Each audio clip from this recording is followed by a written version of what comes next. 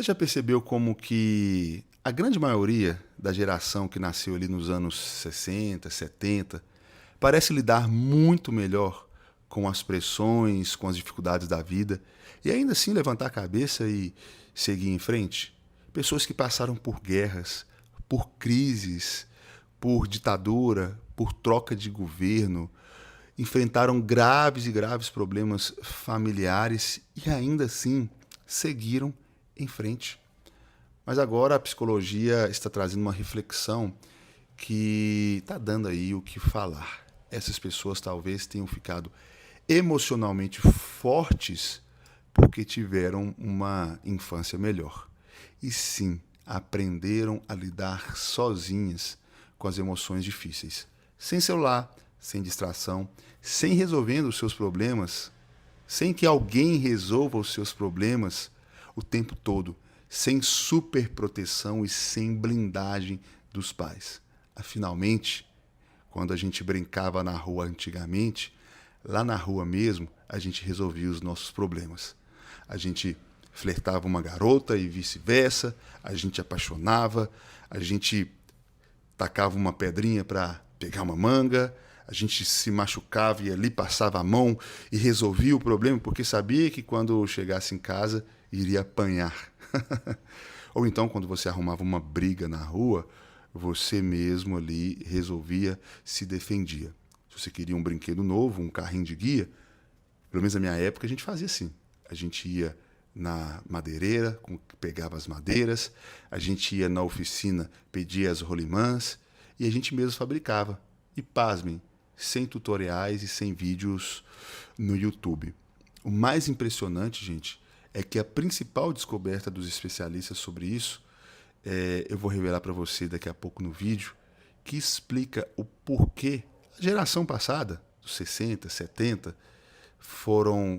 são uma geração tão forte, e porque a geração, por exemplo, dos meus filhos tem a tendência, e a geração 2000 para cá, vamos dizer assim, tem uma tendência de serem tão fracos emocionalmente. Então fica nesse vídeo, porque eu tenho certeza que você não vai se arrepender daquilo que a gente vai falar aqui e você vai entender muita coisa sobre o seu comportamento, o comportamento dos seus pais e o comportamento dos seus filhos. O que acontece é que, nos últimos dias, uma análise baseada em estudos psicológicos viralizou nas redes sociais e ela afirma que crianças da década de 60 e 70 desenvolveram mais resiliência emocional porque precisaram, por conta própria, administrar os seus conflitos. Tédio, medo, brigas, frustrações, isso tudo praticamente sem intervenção constante dos adultos. Os adultos não eram tão presentes como são os pais de hoje. Claro, a gente precisa ter um equilíbrio, né? Não estou falando que os pais da geração de 70 acertaram 100%, e não estou falando que os pais da minha geração, na qual sou pai, está errando 100%. Mas é importante a gente aprender um pouquinho e extrair o melhor de cada época para a gente não errar nem no excesso, mas também na falta. A psicologia, gente, é muito clara. A gente não está aqui para romantizar o sofrimento. O objetivo não é defender a rigidez excessiva, a negligência emocional, aqueles pais que até mesmo espancavam os seus filhos. O ponto central que é outro. É entender como que certas experiências naquela época acabavam treinando habilidades emocionais que hoje estão ficando raras. E eu vou te mostrar daqui a pouquinho a principal delas. Mas vamos relembrar um pouquinho como que era a infância na geração dos anos 60, 70 e etc. As crianças brincavam na rua até escurecer, inventavam brincadeiras, resolviam brigas entre elas, caíam de bicicleta, ganhavam, perdiam, erravam, esperavam, levavam xingo dos vizinhos quando a bola caía lá na casa deles e, principalmente, não existia estímulo instantâneo como promovido pelos jogos digitais ou pelos vídeos na internet. O tédio fazia parte da infância. E algo que eu observo hoje na minha filha, por exemplo, é que ela não suporta o tédio. Ficar sentado olhando para o nada, sem fazer nada. E quantas vezes a gente, na nossa infância, a gente simplesmente sentava no passeio e não fazia nada. Por incrível que pareça, numa sociedade onde somos pressionados a produzir, a pensar e somos induzidos até mesmo para a ansiedade, o tédio se revela ser algo extremamente benéfico. Isso pode até parecer estranho nos dias de hoje, mas é justamente, de acordo com especialistas, esse vazio que ajudava o cérebro infantil a desenvolver criatividade, autonomia e controle emocional. Naquela época, as crianças precisavam aprender a esperar, a ouvir não, a lidar com perdas, a negociar e a conviver com desconfortos, sem recompensa imediata. E olha isso, muitos psicólogos afirmam que essas experiências funcionavam como uma academia, como uma faculdade emocional. Sem perceber, aquela geração treinava de dia e de noite e se tornaram tolerantes, ou seja, aprenderam a lidar com os problemas, com as frustrações e as dificuldades da vida todos os dias. Mas você quer saber qual que é a informação mais importante desse vídeo? É exatamente aqui que entra a descoberta mais importante desse debate. Porque os especialistas chegaram à conclusão que existe uma habilidade emocional daquela geração que praticamente desapareceu hoje, gente.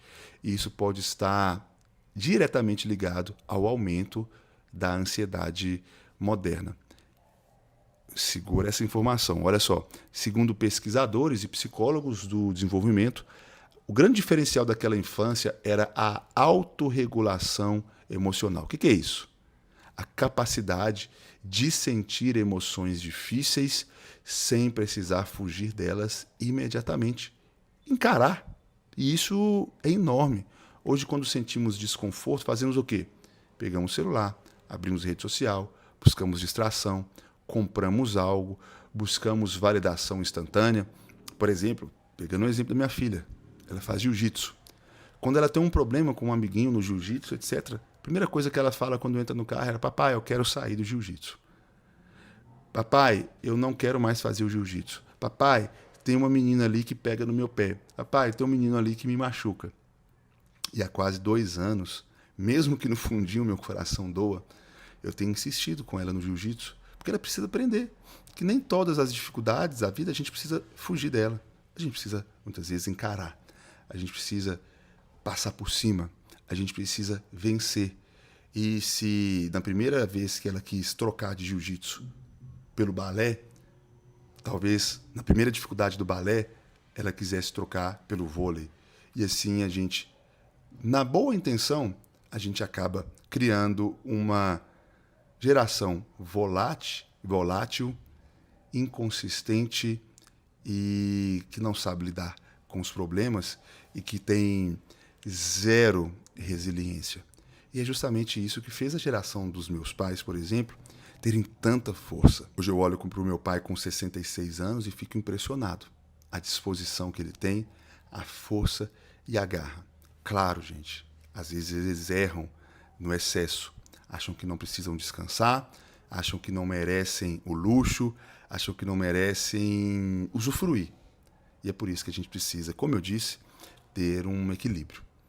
Existe um grave problema, e eu vou começar a encerrar esse vídeo falando de superproteção. É quando os pais querem evitar os conflitos e as frustrações dos nossos filhos. Tudo precisa ser rápido, tudo precisa ser confortável, tudo precisa ser mediado e tudo precisa evitar que eles sejam expostos e passem por problemas. E aí, quando chegam na fase adulta, eles têm dificuldade de ouvir críticas, têm ansiedade exagerada, baixa tolerância à rejeição, necessidade constante de validação e dificuldade para lidar com espera. E eu não estou falando aqui, gente, para você abandonar o seu filho emocionalmente. É exatamente o contrário. A criança precisa de afeto, de acolhimento e de diálogo, mas também precisa aprender que frustração faz parte da vida. Essa é uma grande diferença da geração passada, da nossa geração atual. A psicologia não está falando que o passado era melhor. Inclusive, muitos especialistas alertam com relação à cultura do se vira sozinho. Muitos adultos hoje estão exaustos, fechados por causa disso. Então, o objetivo não é resgatar a forma de viver dos anos passados, porque as coisas mudaram. Mas o objetivo é a gente viver em constante equilíbrio. E eu quero saber qual é a sua opinião. Você acha que as crianças de antigamente eram realmente mais fortes emocionalmente ou não? Comenta aqui.